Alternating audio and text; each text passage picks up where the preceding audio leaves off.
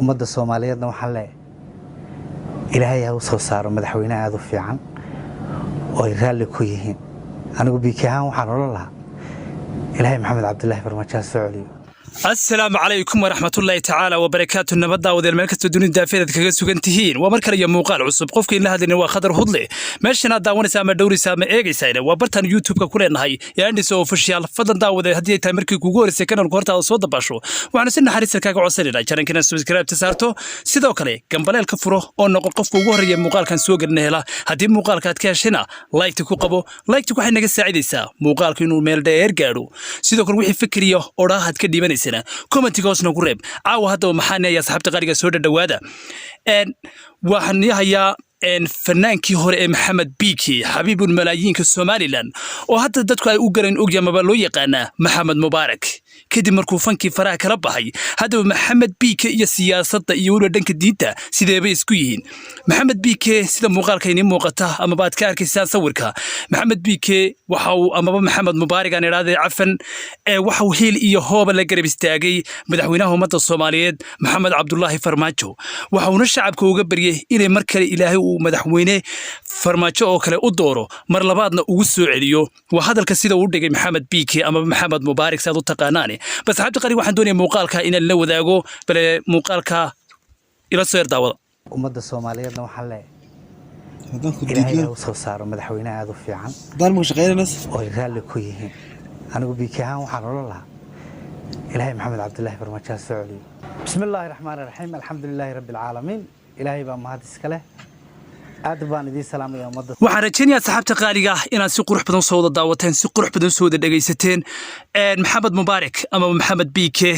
waa xabiibul malaayiinka Soomaaliland ونيك كلية أي سوماليلاند درتو لابتك كجتالو ومحمد بيكي أما محمد مبارك سيدو كجدا واتشي وحاولي إلهي وحانو قبري هذا وحو محمد بيكي كم مغنا عمرضة وانا الشيخ سو عمريستي وحرتشيني إن دعاديس ومدى الصوماليد إلهي واقبلو وانا نوي سقبة محمد بيكي أما محمد مبارك وحاو كجدا واتشي إن السجر ريهانتي ومدحوينها محمد عبد الله فرماجو ومرلبات ummadda Soomaaliyeed Ilaahay u soo celiyo waa sidii sawirraygiisa uu qabo adigu hadaba daawada adiga daawanayo commentiga ku qor ma jeceshay madaxweyne Farmaajo mar labaad in dalkan loo doortay iyo ummadda shacabka hadii jawaabtaadu tahay ha commentiga hoos noogu reeb waad ku maasan tahay sidoo kale Maxamed Biiki Maxamed Mubaarak waxa uu dhalinyarada kula tiriyay inay cimrada tagaan ayna soo xashaan sidoo kale qof kasta jacaylkiisa ama xaaskiisa intuu una guursan inuu cimrada la tago kadib jacaylka xubbiga halka ka dhasha uu sii siyaadi doono marka ay ku soo noqdaan isla mooshoodii waa soo hadalka kaga dhawaaji bal mar kale Maxamed Biiki ama Maxamed Mubaarak oo hadlaya waxa uu yiri iyo waxa uu shacabka ummadda uu kula tiriyay ila soo daawada mar kasta waan jeclahay inaan ku noqnoqdo dhalinyarada Soomaaliyeedna waxaan ku wacyigelinaa waxaan oran lahaa niyo cimrada taga وحاجة تجا أو وحرجينا سوق روح بدنا نصود دعوتين وحا وكجد واتشي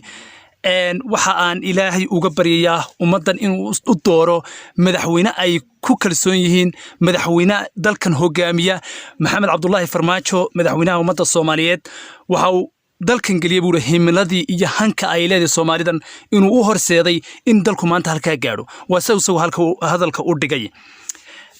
dhamaantiin asxaabta qaaliga aad baad ma sidii qurux badan muuqaalka u daawanaysaan markasta waxaan halkan u soo fariisanaa markan aan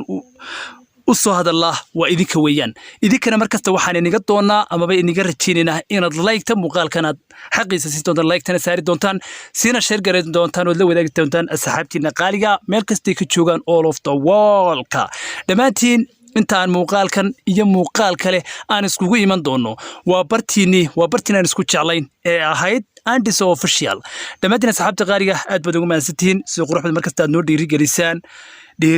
dhiirigelintiinu waxay noo tahay muhiim aad baad maasantihiin